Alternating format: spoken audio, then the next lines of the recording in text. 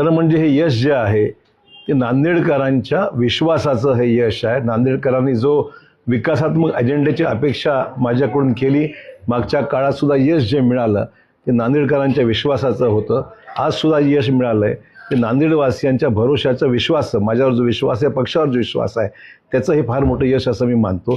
नेतृत्वाचं यश आहे.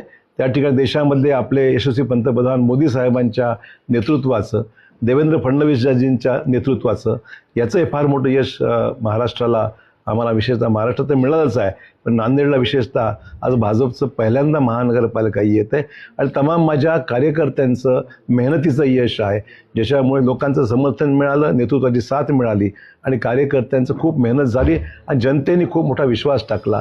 असं संयुक्तपणे सर्वांच्या प्रयत्नातून नांदेडला जवळपास 48 जागा आत्तापर्यंत आलेल्या आहेत आणि अजूनही काही म्हणजे स्पष्ट बहुमत आलेलं आहे. आम्ही स्वबळावर स्थापन करू शकतो. अद्याप निर्णय आम्ही घेतलेला नाही या बाबतीमध्ये काय करायचं आहे, पण आमच्या आज म्हणायचं करायला गेलो तर आम्ही स्वबळावर करू शकतो, पण निर्णय आम्हाला अजूनही घ्यायचा आहे. त्या बाबतीमध्ये पक्षश्रेष्ठींनी चर्चा करू, मित्रपक्षसुद्धा त्यांचं काय म्हणणे ऐकून घेऊ आणि त्या बाबतीमध्ये पुढचा विचार करता येईल. आणि त्याचबरोबर आगामी काळामध्ये नांदेडच्या विकासात्मक कामासंदर्भामध्ये लोकांनी खूप मोठ्या अपेक्षा व्यक्त केल्या आहे. पॅनल सर्वत्र निवडून आलेलं आहे आणि त्याचं हे यश मिळालेलं आहे. आणि मग विरोधकांनी ज्या पद्धतीने खालच्या दर्जा टाकून ज्यांनी दर्जा ठेवलाच नाही आणि अतिशय खालच्या पातळीवर प्रचार जो केला त्या लोकांनी काही थारा दिलेला नाही आणि दहशतवाद आणि अनेक गोष्टी चुकीच्या ज्या झाल्या नांदेडमध्ये, तर लोक ह्या बाबतीमध्ये समर्थन लोकांचं मिळालेलं नाही आहे. लोकांनी विकासात्मक कामावर भर दिलेला आहे. साहेब, अशोक चव्हाण यांच्या नेतृत्वात नांदेड जिंकलेलं आहे, पण इतरत्र पाहिलं तर अजित पवारला धक्का बसलेला आहे. उद्धव ठाकरे यांना जोरदार हा धक्का. लोकशाही आहे. असं आहे की हल्ली तुम्ही कसं वागता, कसं बोलता, काय काम करता, हे सर्व मी काय माझ्या यशाची बद्दल प्रशंसा मी करायचं माझं काम नाही आहे. शेवटी हा अधिकार जनतेचा आहे. पण मला वाटतं की आपण सत्तेमध्ये असताना आपण कशा पद्धतीने वागतो, बोलतो, काय करतो याच्यावर बरंचसं अवलंबून असतं. आमच्याकडे सुद्धा काही ठिकाणी लोक आमचे पराभूत झाले मला माहिती आहे, परंतु ठीक आहे, तिथे आम्ही लक्ष घालू.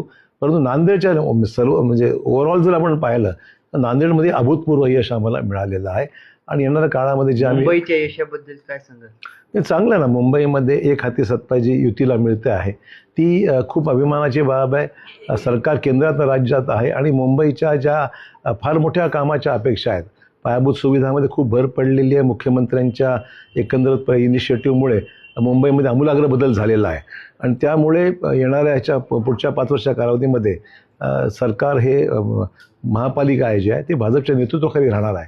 त्यामुळे मुंबईला निश्चित विकासाला पुढचं पाऊल मुंबईवासियांना एक चांगलं निश्चितच पुढचा कार्यकाळ चांगला राहणार आहे. एक शेवटचा प्रश्न, राज उद्धव दोघं एकत्र आले, अजित पवार आणि शरद पवार दोघंही एकत्र आले, पण त्यांना यश आलेलं नाहीये. काय कारण वाटतंय? नाही, एक माझं मत पहिल्यापासून आहे की त्यांच्या दृष्टीने त्यांचा अस्तित्वाचा प्रश्न होता म्हणून ते एकत्र आलेला आहे. फॅक्ट ही आहे. म्हणजे लोकांचं भलं करणं किंवा लोकांना फायदा होणं यापेक्षा दोन्ही पक्षांचे अस्तित्वाचे विषय होते आणि म्हणून कदाचित ते एकत्र आले असावेत, पण जनतेने त्याला फारसं काही महत्त्व दिलं आहे असं दिसत नाही. राज्य